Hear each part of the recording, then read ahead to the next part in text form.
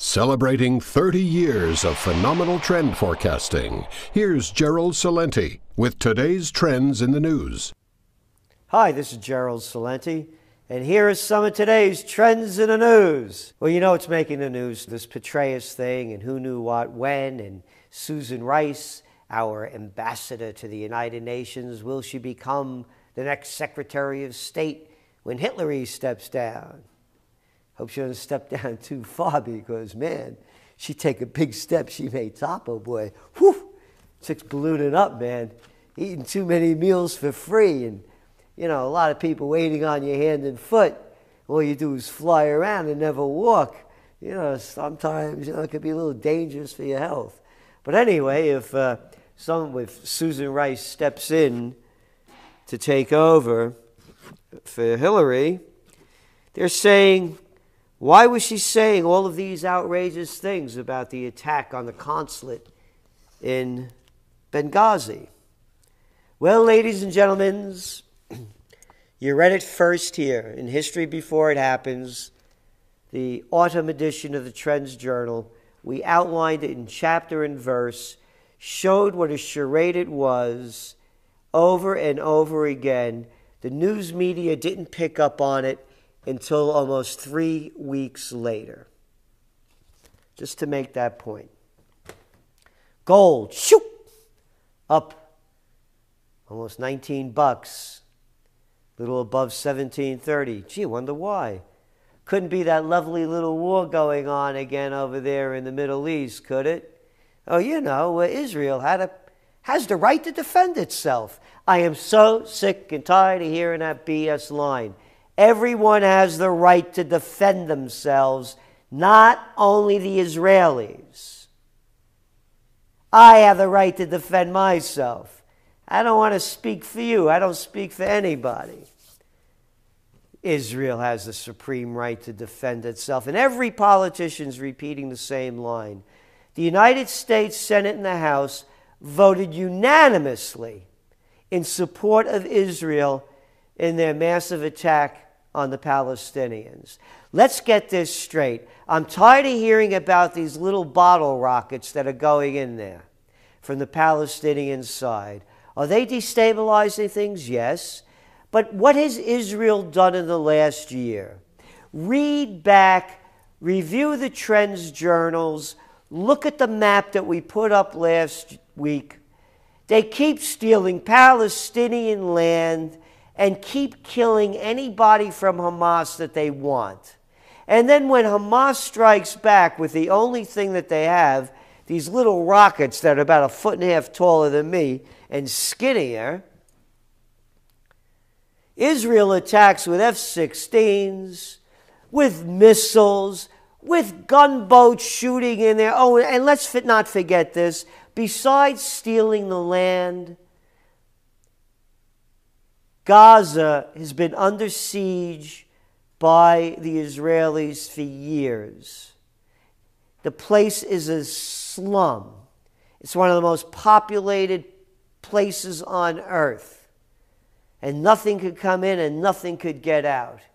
And every time they kill a Palestinian, you know who these Palestinians are? They all have last names. They're Palestinian militants. They're all from the same family, the militant family. How about resistance fighters? What gives Israel this right other than the United States and the Congress and the Senate? And I'm sick and tired of saying U.S. supports Israel. I'm a member of U.S. I pay my taxes. I don't support this. I don't support murder, whether it's in my country or anybody else's. And this is murder in the first degree. Here's from the Financial Times. Hamas fires missiles at Jerusalem. How many of them hit Jerusalem?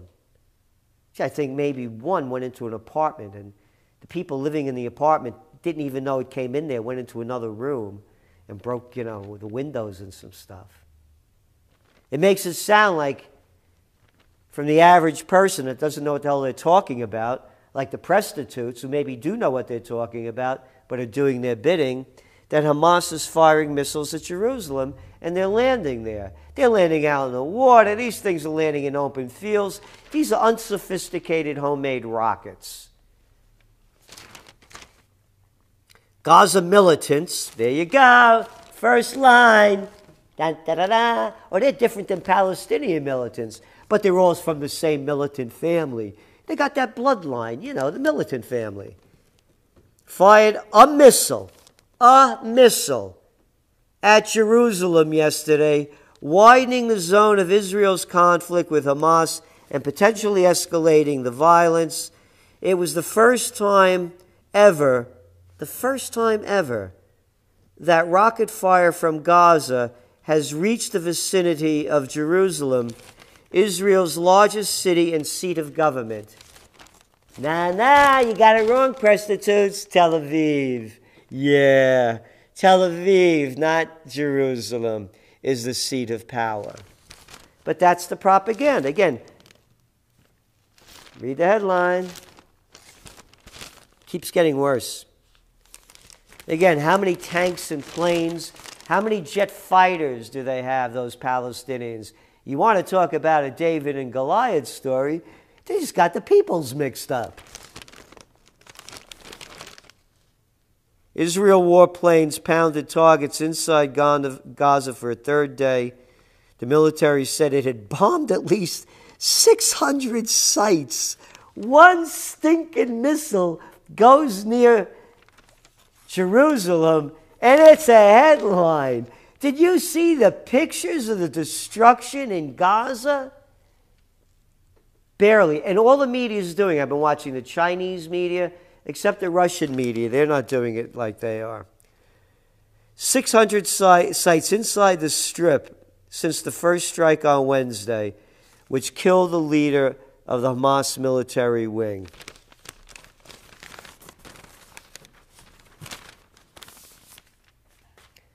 Over 100 Palestinians have died.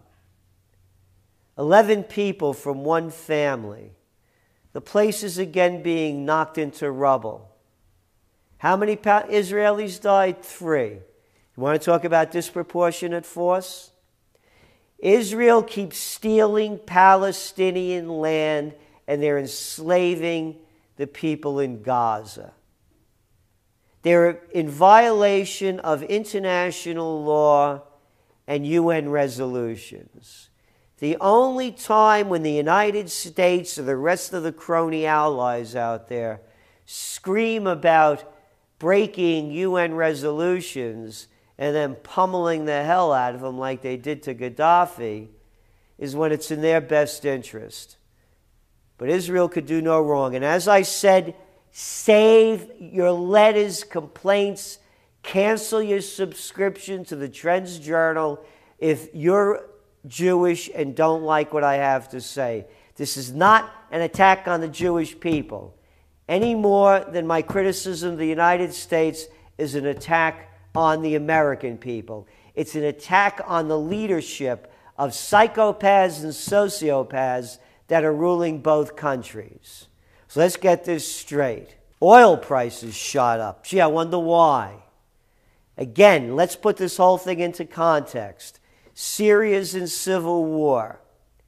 NATO, the United States, and the little Arab League of Gulf states are supporting this other phony Syrian opposition group.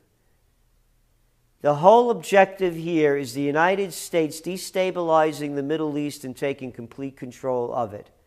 They've done a great job in Iraq. They've done a wonderful job in Libya, an excellent job in Afghanistan. And now they're destabilizing the rest of the region. And remember, Syria's only ally in the whole region is Iran.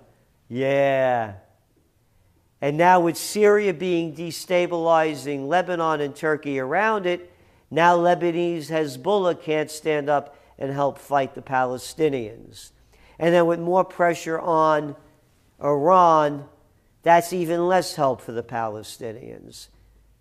Remember, go back to your Trends Journal. Look at the photos of Benjamin Netanyahu beating the war drum and drawing the red line at the UN. He's a warmonger, wanted to go to war against Iran. To me, this is the way in. And remember, if they go to war against Iran, this is the beginning of World War III. This is Gerald Celente, and that's some of today's trends in the news.